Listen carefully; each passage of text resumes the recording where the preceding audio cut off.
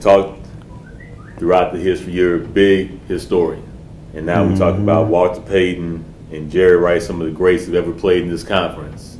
Reggie Barlow's name is on that list as a SWAC Hall of Famer. Put that into perspective. Well, obviously, it's a wonderful treat. It's a huge blessing.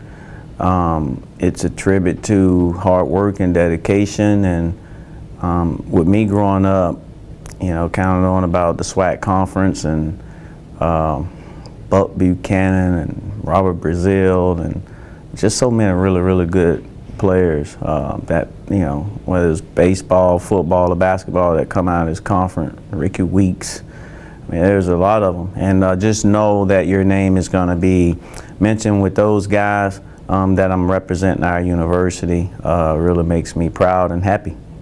You've been very reflective since the announcement, talking about your family, your players. Talk about that a little bit, or what they meant to you.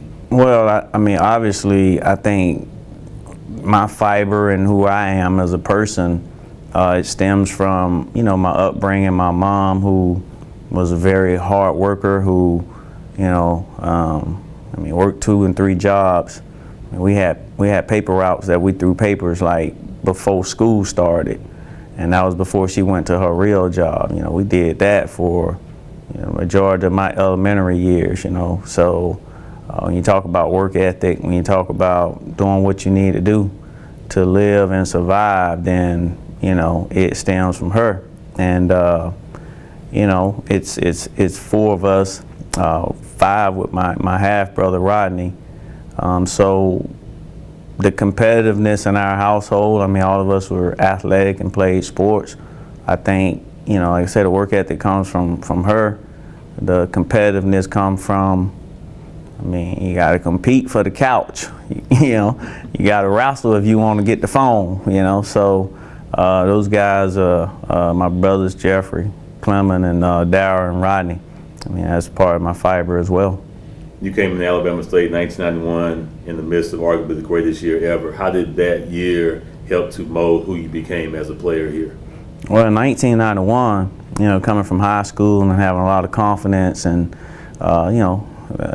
thinking I'm going to come in and, start at receiver, but didn't realize that there were Reggie Brown, Horace Brooks, and Derek Roberts, along with some other guys that really showed me what it was about to be in great athletic shape.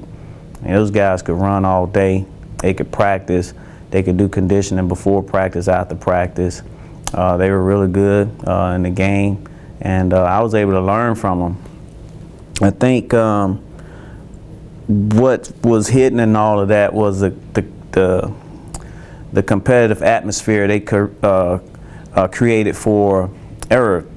3 or 4 guys, myself, D. Elliott, a guy named Chris Hill, and a guy named Shea Collins. We were the 4 receivers that Alabama State brought in. We were all getting redshirted. So we tried to figure out what can we do to continue to get better. Well, while Reggie Brown was getting his name in the paper and getting acknowledged for SWAC Player of the Week or whatever, well, we started keeping stats at practice. And I think that's what elevated my game to another level. It was like, we kept stats on how many catches we had for the day, and then at the end of the week we announced who was a SWAC practice player of the week for ourselves. And I talk to our guys about that now, like, what's your vision and how are you going to achieve it? Like, what creative way you going to develop and get what you need to get? I mean, we weren't able to play, we all got redshirted, but we were able to take some away from it, and I know it made me better, it made them better. I mean, they were competitors, and so those type things are lost in the development of me, because Shea Collins, he's from Daytona, DL, but those guys helped me be like who I am. All that moving forward to your playing career here, setting a single season record for receiving yards. When your career was up, you were number 1 in catches and yards. Talk about what your career was and what that meant to you. Yeah, I was fortunate, that Coach Markham gave me an opportunity to come here, recruited by John McKenzie, and they saw something in me, my work ethic, my competitiveness, and then just having guys like John Fagan and Alcide Sertan, who were my quarterbacks, Damian Williams, And then the coordinators that we had, those guys, like, they saw how hard I worked.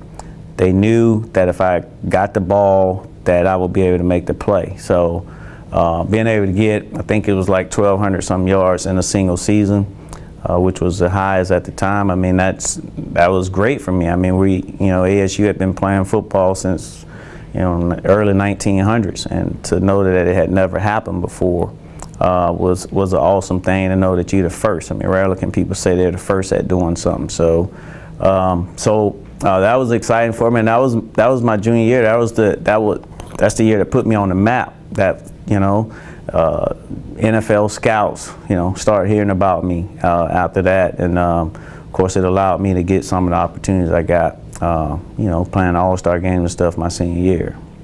And parlaying that 8-year career in the NFL, talk about how Alabama State got you to that place, and then that experience representing ASU on the big stage.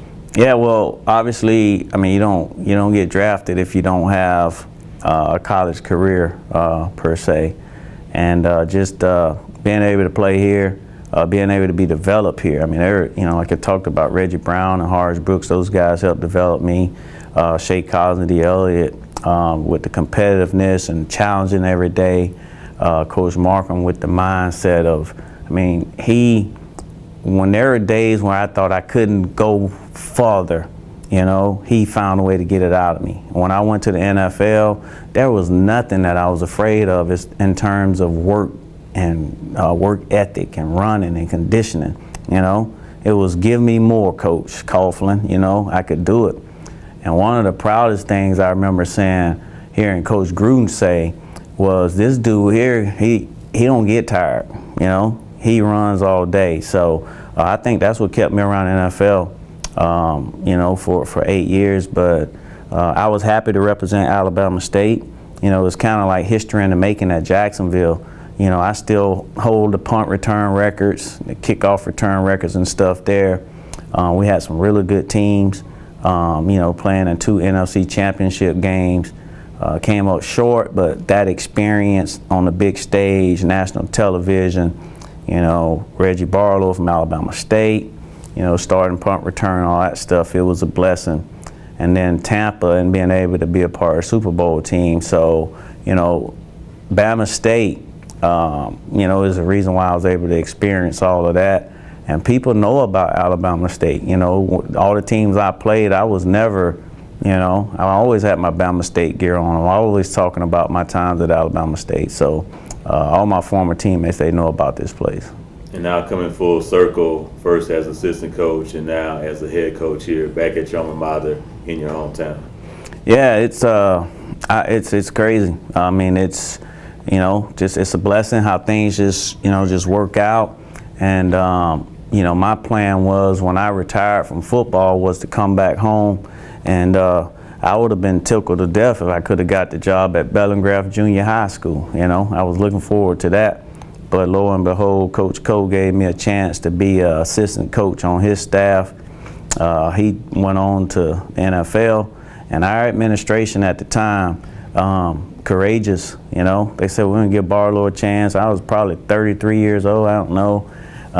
Hadn't really coached long, but I think they believed in what they had in their product. It was a product of them. They believed in the product. They believed in, okay, we've raised this guy from freshman year to where he is now. So that was a blessing. And of course, it started off a little rocky, but I think, at this point and over the last 4 years or so, we've been able to get it on solid grounds, and sky's the limit. What do you think the moment will be like on championship weekend in Houston about a month from now?